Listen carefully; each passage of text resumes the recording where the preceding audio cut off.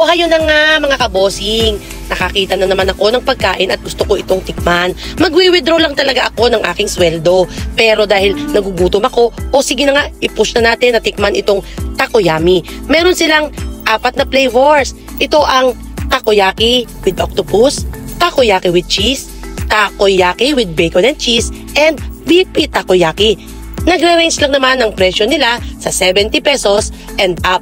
Meron itong pang solo, pang magjowa o mag-asawa, pwede rin naman sa pang pamilya, meron silang pang barkada o pang opisina. Naku, nagre-range lang ito sa 70 pesos at affordable na. Itong kinuha ko ay 16 pieces, 280 pesos. Ay busog na ang isang buong pamilya. Talaga namang nag-crave ako at nakita ko naman how generous talaga ang kanilang garnish. Tikman na natin. Ayan. At talaga namang napakasarap at napakainit talaga sa bunganga ko, oh. At talagang kasyang-kasya talaga, oh. Gutom na gutom si The Lady Boss, diba? Ay nangat hindi masyadong pinapahalata na nainitan. Thank you for watching. Bye!